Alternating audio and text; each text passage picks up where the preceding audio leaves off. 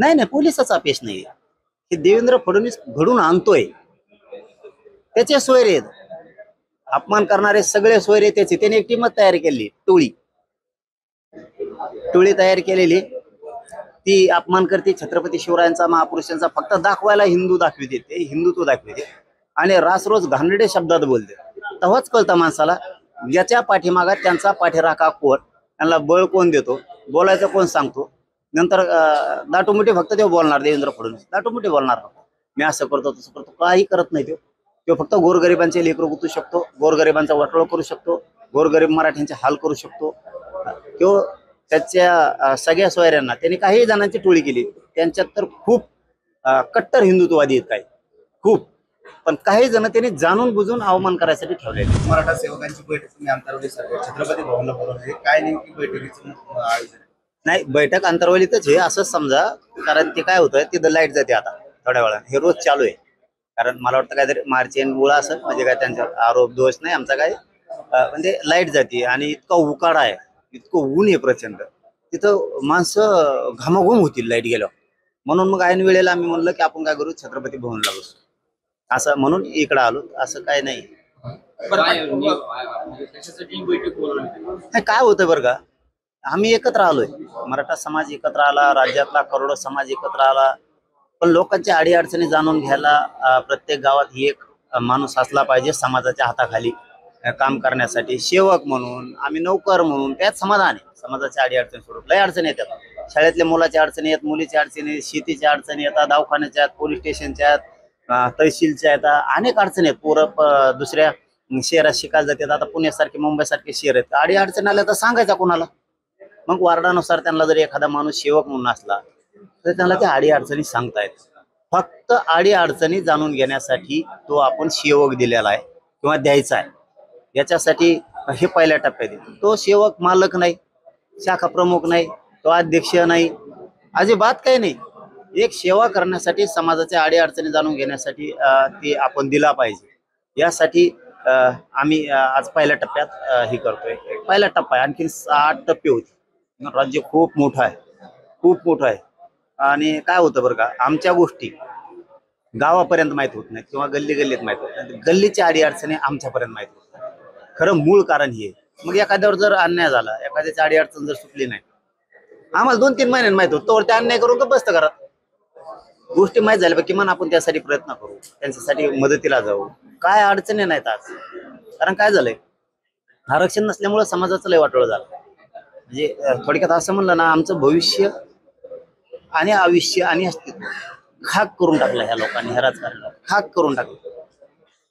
राबायचं नुसतं, मरणाचे कष्ट करायचे आणि लेकराला नोकऱ्या नाही लागल्या, शिक्षण नाही मिळालं, लय अडचणी उभा राहायला लागल्या. मग आपण असं ठरवलं की गाव पूर्ण आपलंय, राज्यातले गाव आपले. पण मग त्यांना एखादा माणूस त्यांचंच लेकरू, त्यांच्याच अडीअडचणी जाणून घ्यायला, त्यांच्या हाताखाली जर एक माणूस दिलं तर ते काम सांगतील ना, की बाबा अशी अशी अडचण होती, असा प्रॉब्लेम आहे, ते आपण सोडायचा प्रयत्न करू. म्हणून तो द्यायचा. तो मालक नाही. एक दुसरा प्रश्न, छत्रपती शिवाजी महाराज वादग्रस्त दुबईला फरार झाल्याची माहिती सकाळी समोर आलेली आहे.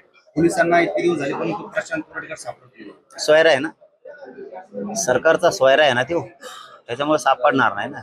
बाकीचे असते तर आतापर्यंत नसले कशात तरी मध्ये टाकले असते. नसले कशात, त्याच्यावर देशद्रोहाचा गुन्हा दाखल करून त्याला जेवढ्या मकोकासारख्या जेवढ्या काल माहिती तेवढ्या त्याच्यावर टाकल्या पाहिजे. जर तुम्हाला खरंच राजाचं प्रेम आहे ना, छत्रपतींचं प्रेम आहे ना तुम्हाला, आणि मग आज देहा दुपारा हिंदूतले काही जण म्हणतो आम्ही, रासरोज छत्रपती शिवरायांचा अपमान करतायत, जिजाऊंचा करतायत, छत्रपती संभाजीराजेंचा करतायत.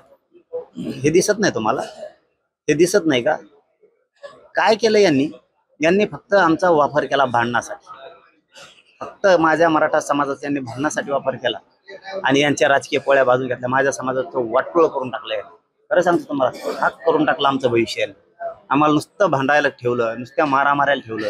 काही असलं की मराठी सगळ्यात पुढं. कारण यांनी एक नसच ओळखली होती मराठीची. यांना काय लागतं, यांना फक्त उचकायचं, यांना मोठेपणा द्यायचा.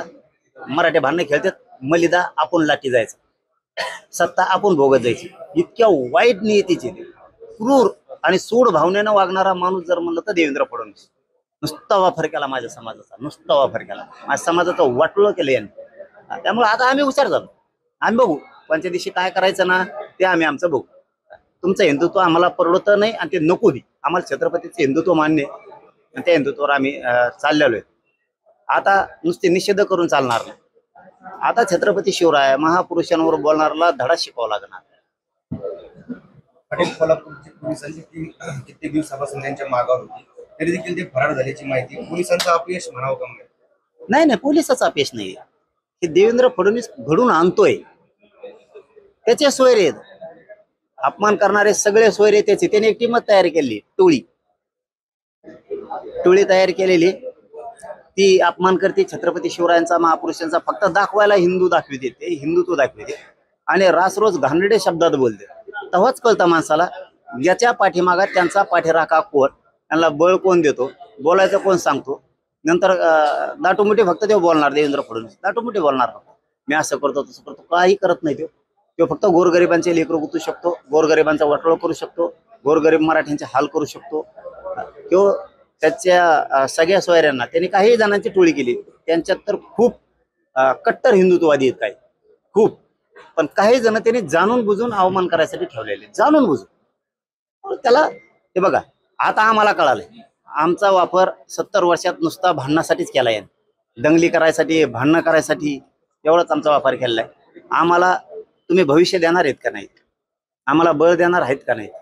आम्ही जर हिंदूचा मोठा हिस्सा आहेत, आम्ही जर हिंदू आहेत, तर मग आम्हाला मोठं कधी करणार आहेत, आम्हाला बलशाली कधी बनवणार आहेत, आमच्या रोजीरोटीचं काय, आमचे प्रश्न कधी सोडवायचे. हिंदू हिंदू म्हणून आमचा घात किती दिवस तुम्हाला करायचा. आम्हाला बळ द्या ना. धर्माचं रक्षण करणारी जात ही मराठा, हिंदू धर्माचे रक्षण करणारी मराठा जात, तिला संपवायला लागलात राव तुम्ही. गोड बोलून ती बी फक्त मतदानासाठी आमचा वापर करताय आणि मारामाऱ्यासाठी. दोनच काम. आता आम्हाला आम्ही आमचे हुशार झालो, आम्हाला कळतंय काय करायचं. महाराष्ट्रातील ताज्या बातम्यांसाठी बघत रहा टाइम्स टुडे 18 न्यूज. सोबतच शेअर करा, सबस्क्राईब करा आणि बेल आयकॉन